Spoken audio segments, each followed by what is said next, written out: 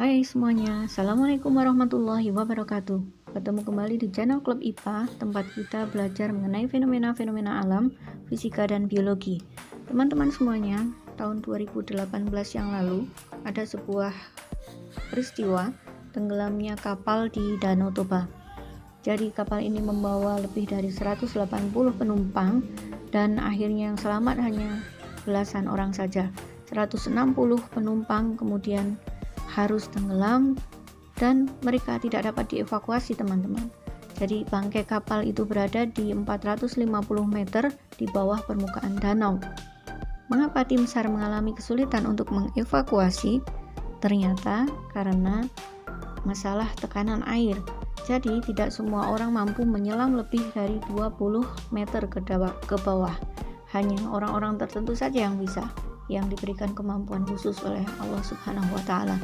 Contohnya adalah salah satu penyelam dari Mesir, namanya Ahmad Gaber.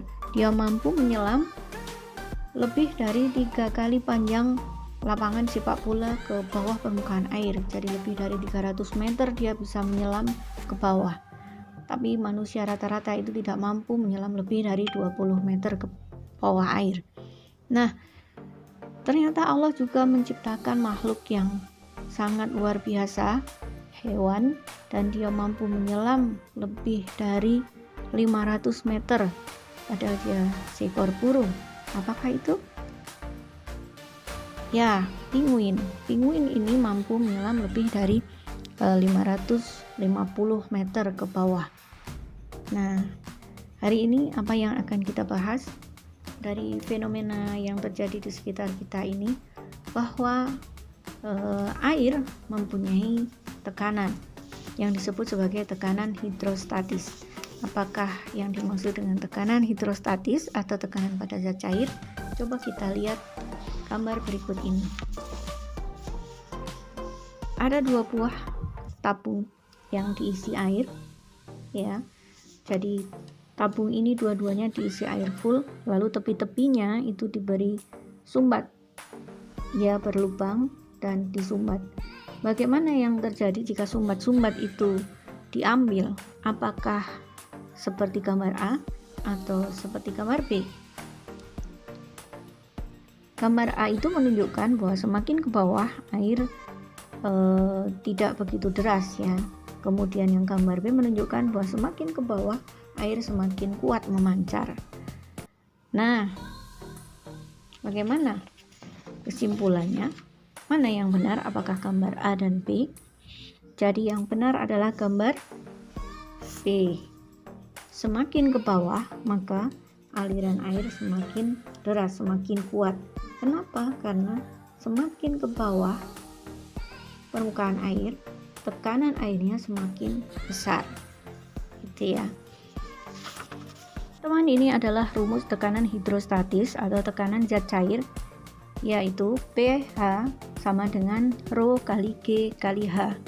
pH adalah tekanan hidrostatis, lalu Rho ini dibaca RHO adalah massa jenis zat cair. Dalam hal ini Rho air adalah 1000 km per meter kubik. Kemudian G itu adalah percepatan gravitasi, nilainya 10 meter per sekon kuadrat. Kemudian H itu adalah kedalaman benda dalam satuan meter. Ayo kita kerjakan salah satu contoh soal tekanan hidrostatis sebagai berikut.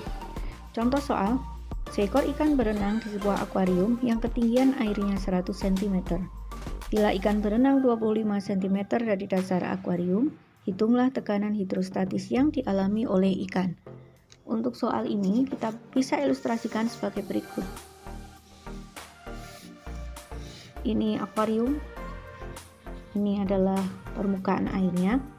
Tadi disebutkan bahwa ketinggian airnya 100 cm. Lalu ikan berada 25 cm dari dasar. Nah, maka disinilah ikan berada. Oleh karena itu, kita bisa tentukan nilai H atau kedalaman ikan. Jadi diukurnya dari permukaan air hingga tempat dia berada. ini adalah H. Berapa nilai H? H-nya adalah 100 cm dikurangi 25 cm. Jadi H sama dengan 75 cm. Ini harus kita ganti, kita ubah ke dalam satuan meter sehingga hanya adalah 75 per 100 meter. Kita tinggalkan dulu. Yang ditanyakan adalah tekanan hidrostatis yang dialami oleh ikan. Rumusnya tadi adalah Rho kali G kali H. Nah, G itu adalah 10 meter per sekon kuadrat, lalu H tadi sudah diketahui 75 per 100, dan Rho-nya, Rho air adalah 1000 kg per meter kubik. Jadi tekanan airnya tinggal kita masukkan saja 1000 kg per meter kubik kalikan 10 meter per sekon kuadrat kalikan 75 per 100 meter. Jadi ini kita bisa sederhanakan seperti ini. Jadi pH-nya adalah 7500 Pascal. Ya. Mudah ya teman-teman.